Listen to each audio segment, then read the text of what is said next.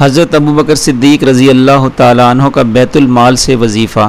حضرت ابوبکر صدیق رضی اللہ تعالیٰ عنہ کے یہاں کپڑے کی تجارت ہوتی تھی اور اسی سے گزر اوقات تھا۔ جب خلیفہ بنائے گئے تو حسب معمول صبح کو چند چادریں ہاتھ پر ڈال کر بازار میں فروخت کے لیے تشریف لے چلے۔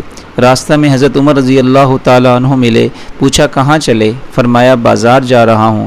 حضرت عمر رضی اللہ تعالیٰ عنہ نے عرض کیا کہ اگر تم تجارت میں مشغول ہو گئے تو خلافت کے کام کا کیا ہوگا؟ فرمایا پھر اہل و عیال کو کہاں سے کھلاؤں؟ عرض کیا کہ ابو عبیدہ رضی اللہ تعالیٰ عنہ جن کو حضور صلی اللہ علیہ وسلم نے امین ہونے کا لقب دیا ہے ان کے پاس چلیں، وہ آپ کے لیے بیت المال سے کچھ مقرر کر دیں گے۔ دونوں حضرات ان کے پاس تشریف لے گئے تو انہوں نے ایک مہاجری کو جو اوسطاً ملتا تھا نہ کم نہ زیادہ وہ مقرر فرما دیا۔ ایک مرتبہ بیوی نے درخواست کی کہ کوئی میٹھی چیز کھانے کو دل چاہتا ہے۔ حضرت ابوبکر صدیق رضی اللہ تعالیٰ عنہ نے فرمایا کہ میرے پاس تو دام نہیں کہ خریدوں۔ اہلیہ نے عرض کیا کہ ہم اپنے روز کے کھانے میں سے تھوڑا تھوڑا بچا لیا کریں، کچھ دنوں میں اتنی مقدار ہو جاوے گی۔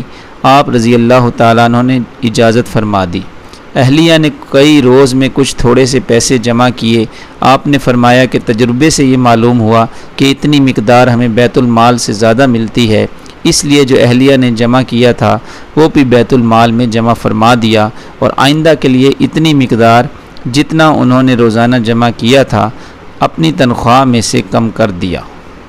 فائدے میں شیخ الحدیث رحمۃ اللہ لکھتے ہیں اتنے بڑے خلیفہ اور بادشاہ پہلے سے اپنی تجارت بھی کرتے تھے اور وہ ضروریات کو کافی بھی تھی، جیسا کہ اس اعلان سے معلوم ہوتا ہے جو بخاری میں حضرت عائشہ رضی اللہ تعالی عنہا سے مروی ہے کہ جب حضرت ابو بکر رضی اللہ تعالیٰ عنہ خلیفہ بنائے گئے تو آپ رضی اللہ تعالیٰ عنہ نے فرمایا کہ میری قوم کو یہ بات معلوم ہے کہ میرا پیشہ تجارت میرے اہل و عیال کو ناکافی نہیں تھا، لیکن اب خلافت کی وجہ سے مسلمانوں کے کاروبار میں مشغولی ہے، اس لیے بیت المال سے میرے اہل و عیال کا کھانا مقرر ہوگا۔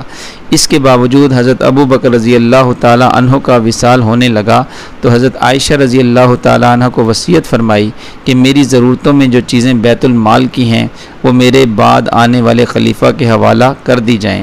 حضرت انس رضی اللہ تعالیٰ عنہ فرماتے ہیں کہ آپ کے پاس کوئی دینار یا درہم نہیں تھا، ایک اونٹنی دودھ کی، ایک پیالہ، ایک خادم تھا۔ بعض روایات میں ایک اوڑھنا، ایک بچھونا بھی آیا ہے۔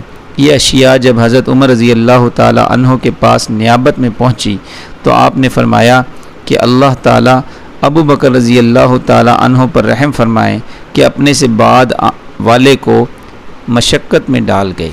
اللہ تعالیٰ سے دعا ہے کہ جو کچھ پڑھا اور سنا اللہ تعالیٰ اپنی بارگاہ میں قبول و منظور فرمائے اور ہمیں اس پر عمل کرنے کی اور دوسروں تک پہنچانے کی توفیق عطا فرمائے۔